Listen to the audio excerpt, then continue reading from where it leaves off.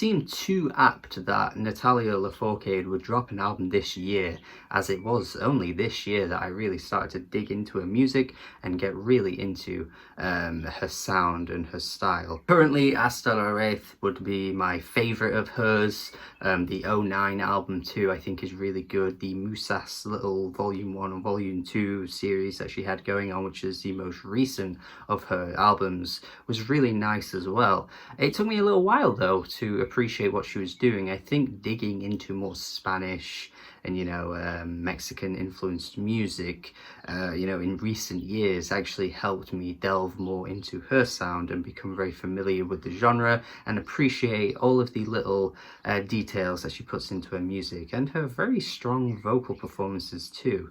So Canto por Mexico coming out at this time was perfect for me because I've just been enamored with her music as of late. Just playing her at any point just puts me in a good mood. And this Volume 1 here implying that there's a Volume 2 coming at some point, maybe next year, maybe this year, who knows. But currently, as it stands, Volume 1 of this series we have here is phenomenal. This is fucking amazing. My god, does this album just hit the spot. Jesus Christ, what an absolute celebratory album this is. It is just triumphant, it's excited, it's just every positive word you can think of. There is not one aspect of this album that feels like negative in any way. It's like she's been holding all of this in up until this point, up until this album. Like, this was the album where she just let it all out. It feels like this is the peak of what Natalia Lafourcade is all about and what she's been doing all these years in her music. The introductory track is just absolutely smile-inducing. Like, the friggin' horns that come through, the friggin' trumpets, everything just feels like one giant party that everyone has been invited to. And to be fair, during this time period, during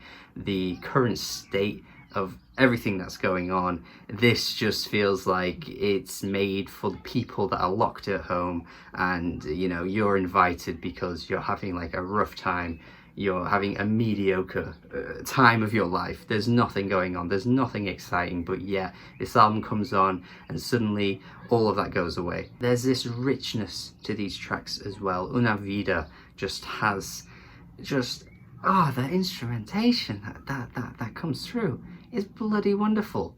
God, it's like everyone working on this album just threw everything at it. They just didn't leave anything behind, no matter what, they would find a way to incorporate every instrument that they were using at the right times in the tracks. It's just a wonderful listening experience. Reminded me a lot at points actually of Orchestra Baobab's Specialist in All Styles, where you just know that every person involved in that album is a remarkable talent in music. Like, they just are perfect with the way that they play their instruments. They know where to place things. It's just magnificent, honestly. The elegance of tracks like Ya no vivo por vivir is just stunning. It's just stunning, honestly. The vocals on this track as well, demonstrating some of the best that you'll probably ever hear from Natalia. Seriously, man, what a voice, what an absolute voice this woman has. And the final track too, the more somber kind of subdued way to close out the album, you're just listening to her voice and you just want to hear it forever. You just don't want it to stop. She was already a fantastic singer, don't get me wrong. I mean, I've already mentioned how much I think, Hasta is a fantastic album, and her vocals across that album are very cute, and she just has this really charming voice that I think is really hard to deny. But there's something about this album that just elevates the singing there to a new degree that I don't know what she did differently here, but there is something about the vocal performances on this album that are just friggin' fantastic. Perhaps what makes it noticeable, actually, the more I think about it, is the fact that there are 2 tracks that came from that album that have been re-recorded here, changed up slightly. the title track being one of them. And the difference in both these tracks, especially Hasta, Raiz, is this earthly feel to the tracks. Like, it feels like it's coming more from a grassroots place. It feels way more indebted to Mexican culture at large. The original track is way more like a pop leaning, it's very catchy, it's got more of a folk pop twist to it, whereas this track feels more natural, more organic. It's not a detriment to either song, by the way. I can't even decide which I prefer. I listened to both of them very recently to see which one I like more. I really don't know. Like, both versions are pretty fantastic, but I just love the change that this track sees on this album. I'm not entirely sure what decision was made here to choose this to be on the album, but I just love the difference in sound quality that both of them provide. And there's just something about Mexican culture at large that is just completely celebrated on this album, which I absolutely love.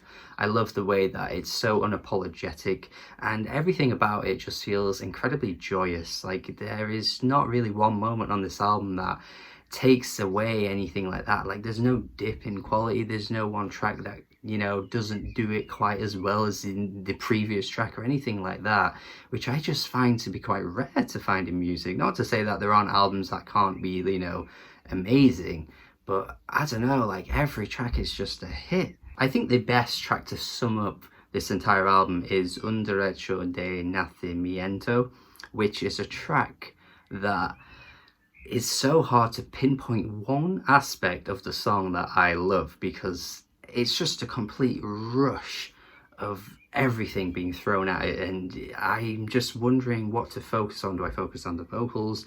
Do I focus on the wonderful strings that come through as well? Do I focus on the backing vocals? Do I focus on the friggin' guitar? There's so much going on and nothing detracts from the song. Like, there isn't one thing that feels out of place.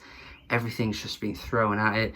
And every time I listen to the song, and most of the songs on here, to be fair, I'm just focusing on something else.